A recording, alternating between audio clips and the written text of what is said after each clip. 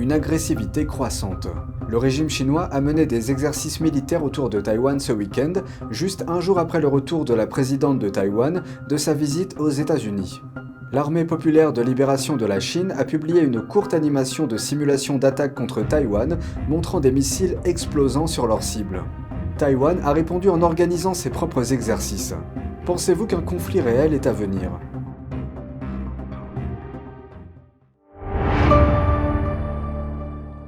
Bienvenue dans Regard sur la Chine. Le régime chinois a mené des exercices militaires à balles réelles autour de Taïwan ce week-end, et ce juste un jour après que la présidente de Taïwan est rentrée d'une visite aux États-Unis. Le ministère de la Défense de Taïwan a déclaré que ses militaires avaient repéré des dizaines d'avions chinois et plusieurs navires près de son territoire à la mi-journée, et qu'ils surveillaient tout particulièrement les mouvements des forces de missiles chinoises. La chaîne de télévision d'État chinois CCTV a déclaré que l'armée maintenait une position offensive autour de l'île. Cette déclaration est survenue au deuxième jour des frappes simulées contre Taïwan au cours du week-end. L'Armée populaire de libération de la Chine a publié sur son compte WeChat une courte animation de simulation d'attaque contre Taïwan, montrant des missiles explosant sur leur cible. Le ministère de la Défense de Taïwan a déclaré que l'île était en état d'alerte maximale. Le porte-parole du ministère taïwanais de la Défense condamne ces jeux de guerre, déclarant qu'ils sont déstabilisants et qu'ils mettent en péril la sécurité régionale. Sans intention d'aggraver la situation, les forces armées de la RDC défendront notre souveraineté et soutiendront notre sécurité nationale d'une manière posée, rationnelle et réfléchie. RDC est l'abréviation de République de Chine, le nom officiel de Taïwan. Les gardes-côtes taïwanais ont diffusé la vidéo d'un face-à-face tendu avec un navire militaire chinois samedi. On y voit des gardes-côtes suivre le navire de guerre chinois et lui lancer un avertissement par l'intermédiaire d'un dispositif de communication. L'armée, la marine et l'armée de l'air taïwanaise ont lancé leurs propres exercices en réponse à cette situation. Ces exercices ont eu lieu après que 91 avions chinois et 12 navires ont été signalés autour de Taïwan. Je tiens à réaffirmer que le peuple taïwanais aime la démocratie, recherche la paix et tient à assumer ses responsabilités au sein de la communauté internationale. Elle a ajouté que malgré la pression, Taïwan reste forte. Nous avons montré à la communauté internationale que face aux pressions et aux menaces, Taïwan sera encore plus uni et ne cédera absolument pas à la répression, ni ne cessera ses échanges avec le monde suite à des entraves. Le régime chinois revendique Taïwan gouverné démocratiquement comme son propre territoire alors qu'il ne l'a jamais gouverné. Un équilibre entre les approches de deux puissances mondiales. C'est la voie que le président français Emmanuel Macron estime que l'Europe devrait adopter en ce qui concerne Taïwan. Il dit que l'Europe ne doit, je cite, s'adapter ni au rythme américain ni à une réaction excessive de la Chine, laissant entendre que l'Europe souhaite tracer sa propre voie. Dans une interview dimanche, Macron a déclaré que la pire des choses serait de penser que les Européens devraient être des suivistes sur le sujet de Taïwan. Et ce, après sa rencontre avec le chef du régime chinois Xi Jinping. La visite comprenait une rare cérémonie du thé dans le cadre d'un accueil inhabituellement fastueux pour une visite d'État. La semaine dernière, Macron s'est rendu en Chine avec une délégation de 50 entreprises. Parmi les entreprises représentées figuraient Airbus et le producteur d'énergie nucléaire EDF. Elles ont signé des accords au cours de la visite. Macron a également déclaré que l'Europe devrait réduire sa dépendance vis-à-vis du dollar américain. Il a ajouté qu'il y avait un grand risque que l'Europe soit, je cite, « prise dans des crises qui ne sont pas les nôtres, l'empêchant de construire son autonomie stratégique ». Xi et le Parti communiste chinois soutiennent le concept d'autonomie stratégique de Macron. Les responsables chinois y font souvent référence lors de leurs rencontres avec d'autres responsables européens. Ces propos ont déclenché une vive réaction aux États-Unis ainsi qu'en Europe centrale et orientale. D'autant plus que les États-Unis sont profondément impliqués dans une guerre qui se déroule en Europe, l'invasion de l'Ukraine par la Russie. Nous sommes très impliqués en Ukraine en ce moment. Nous dépensons beaucoup d'argent de nos contribuables.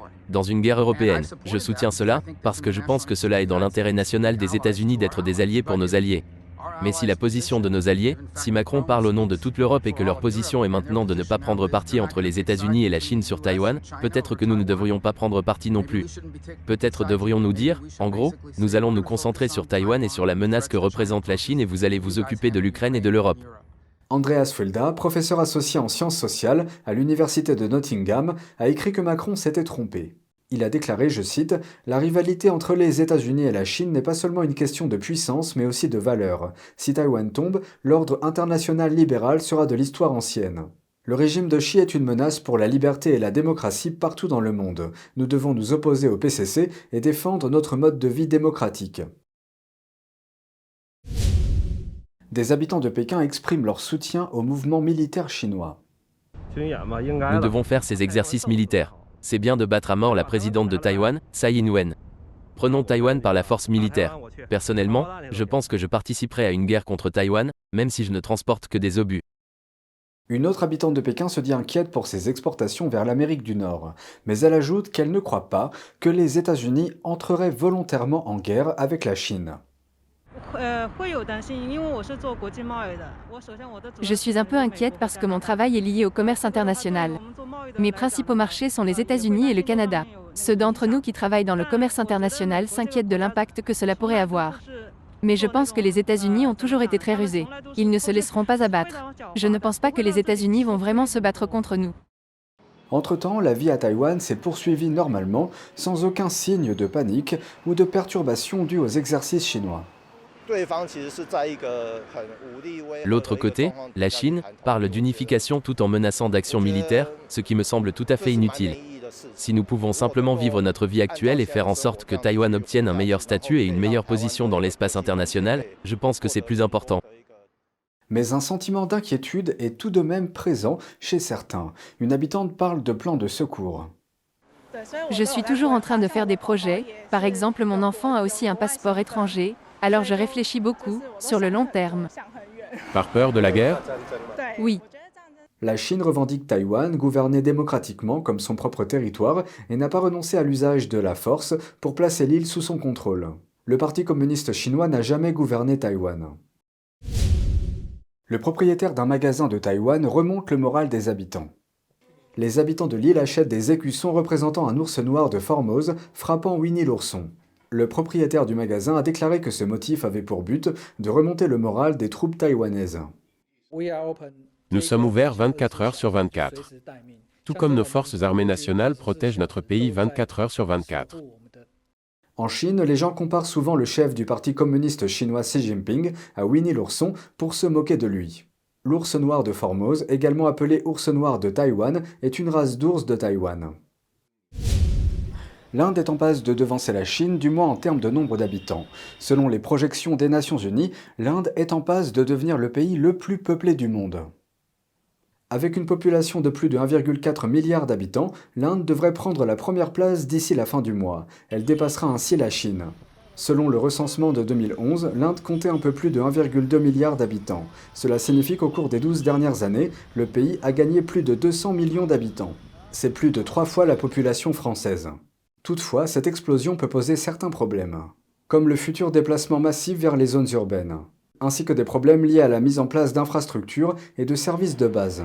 Dans le même temps, la Chine souffre d'un important déclin démographique et doit faire face à une diminution de sa main-d'œuvre, et ce alors que le nombre de citoyens en âge de prendre leur retraite augmente. C'est tout pour aujourd'hui, merci d'avoir suivi Regard sur la Chine. On se retrouve demain pour une nouvelle émission. Prenez soin de vous et à bientôt.